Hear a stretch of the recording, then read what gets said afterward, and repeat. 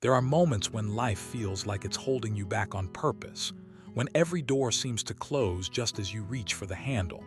You begin to wonder if maybe you're not meant for more. Maybe this is all there is.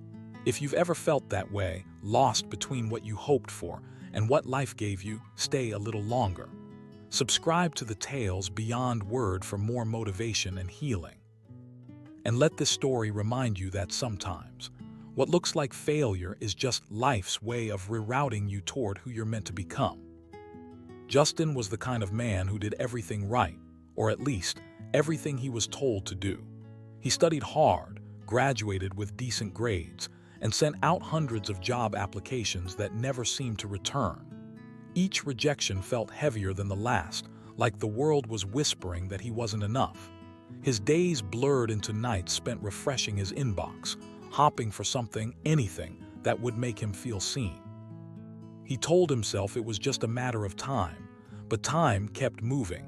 Friends found jobs, colleagues posted promotions, and Justin found himself shrinking one disappointment at a time. He started to question everything: his worth, his skills, even his purpose.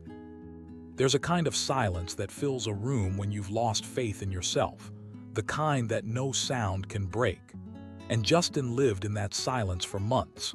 His resume became his reflection, a paper filled with everything he thought defined him, yet empty of what truly mattered. One morning, he looked at the mirror and didn't recognize the man staring back. The tired eyes, the slumped shoulders, the quiet surrender. He whispered, "What happened to me?" But no answer came, only the soft hum of his own breathing. That was the day something inside him cracked, not from weakness, but from truth. He realized he had spent years chasing validation from people who didn't even know his name. He had allowed rejection letters to define his value. And in doing so, he forgot that his worth was never supposed to be measured by titles or job descriptions, but by what he could create. That day, instead of sending out another resume, Justin opened his notebook. He wrote down every skill he had, not the ones his degree said he had, but the real ones, the human ones.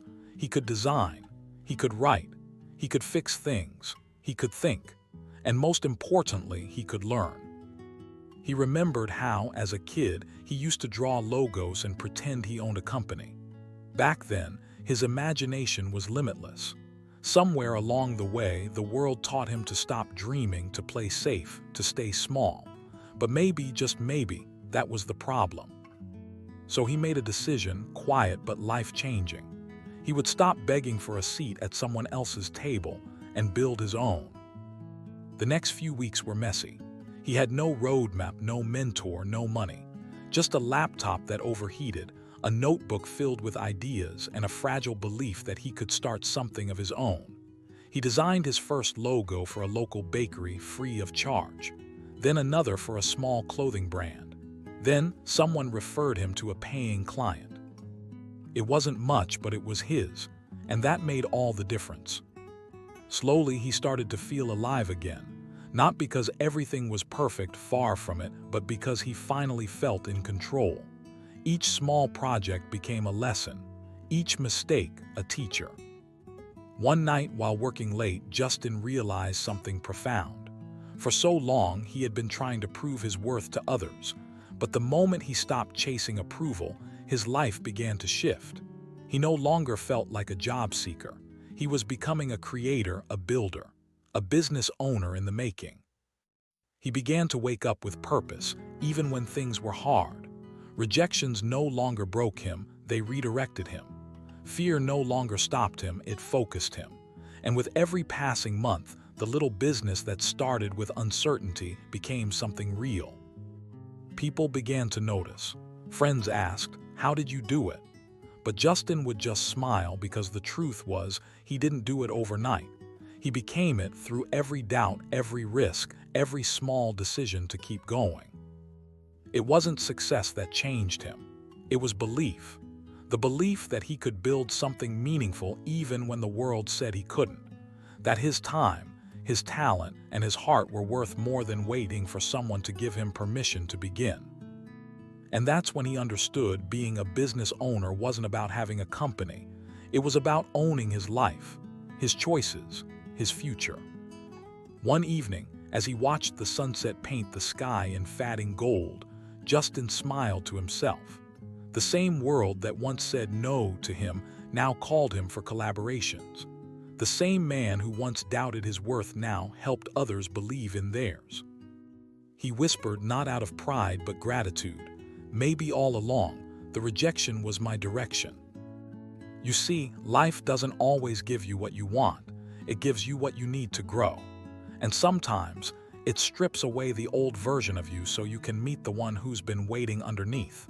The one who builds, creates, and believes again. If you're listening right now, wondering when your breakthrough will come, maybe this is your sign. Stop waiting for someone to hire your worth. Start creating from it, because the truth is, you were never meant to just fit in. You were meant to build.